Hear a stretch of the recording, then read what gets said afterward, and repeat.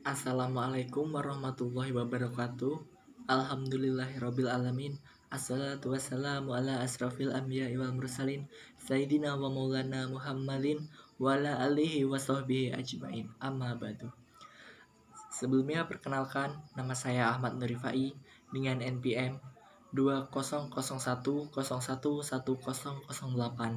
Di sini saya akan mempresentasikan dan menjelaskan tentang jurnal yang saya buat mengenai pokok bahasan konstruksi sintaksis. Jadi sintaksis secara etimologi, istilah tersebut berarti menempatkan bersama kata-kata menjadi kelompok kata atau kalimat dan kelompok-kelompok kata menjadi kalimat. Oleh karena itu, di dalam bahasa Indonesia, sintaksis bisa disebut sebagai ilmu tata kalimat. Sintaksis sebagai bagian dari ilmu bahasa memperkenalkan antara hubungan sintaksis antar kata dengan satuan-satuan yang lebih besar dalam suatu konstruksi yang disebut sebagai kalimat. Zainal Arifin mengungkapkan bahwa sintaksis adalah cabang ilmu lingguistik yang menyangkut susunan kata-kata di dalam kalimat. Susunan kata tersebut harus linier, tertib, dan tentu saja harus memiliki makna atau bermakna. Di atas kalimat itu masih terdapat unsur yang lebih besar, yaitu wacana. Suatu wacana terdiri atas unsur-unsur berupa kalimat. Satuan kalimat terdiri atas unsur-unsur berupa klausa. Satuan frasa terdiri atas satuan-satuan berupa kata. Hubungan antar satuan-satuan tersebut itu memperlihatkan adanya suatu hubungan hierarki atau tatanan bentuk. Yang teratas dari urutan besar adalah wacana, dan di dalam hubungan urutan yang paling kecil adalah fonem.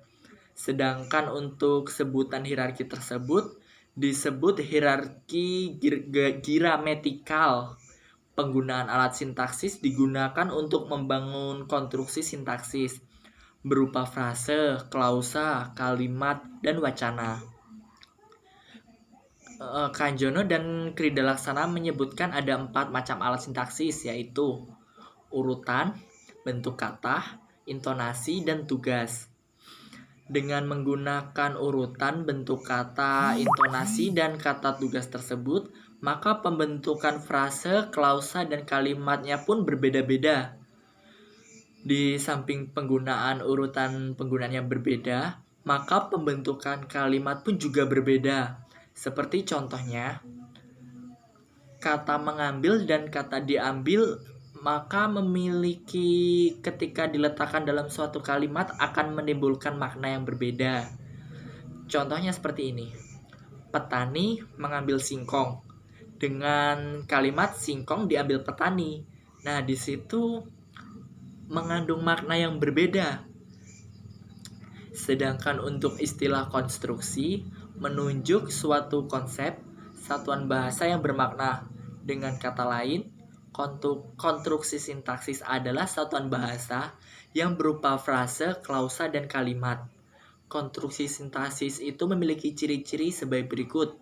Yang pertama, anggotanya berupa bentuk yang bebas. Yang kedua, hubungan antar kedua unsurnya dapat disisipi bentuk lain. Yang ketiga, struktur unsurnya tidak tetap. Yang keempat, bentuknya berupa frase, klausa, dan kalimat. Untuk objek kajian sintaksis itu sendiri mencakup struktur sintaksis, satuan sintaksis, dan aspek-aspek lain seperti modus, aspek, kala, dan lain sebagainya. Untuk struktur sintaksisnya itu mencakup fungsi sintaksis, kategori sintaksis, dan frase sintaksis. Sedangkan satuan sintaksis itu terdiri dari kata, frasa. Untuk frasa itu masih dibagi lagi menjadi beberapa macam, yaitu frasa eksosentrik, frase endosentrik, frase koordinatif, dan frase apositif. Satuan sintaksis yang berikutnya itu adalah klausa, kalimat, wacana. Untuk objek yang ketiga yaitu adalah modus, aspek, kala, modalitas, fokus, dan diatesis. Modus itu adalah pengungkapan atau penggambaran suasana psikologis, perbuatan menurut tafsiran si pembaca. Sedangkan aspek adalah cara untuk memandang pembentukan waktu. Jadi untuk kala itu atau tenses itu adalah informasi dalam kalimat yang menyatakan waktu terjadinya perbuatan. Jadi kala itu menunjukkan adanya hubungan waktu.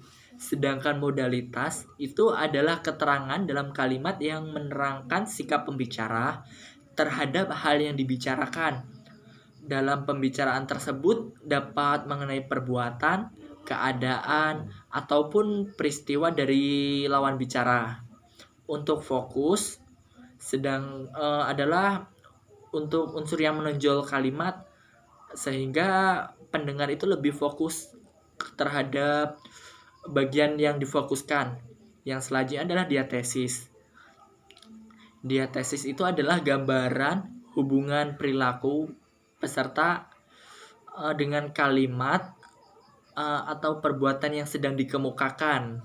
Jadi seperti itu.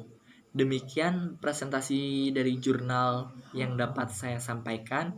Apabila ada kesalahan kata, saya mohon maaf, dan hanya kepada Allah lah saya mohon ampun. Akhirul kalam, wassalamualaikum warahmatullahi wabarakatuh.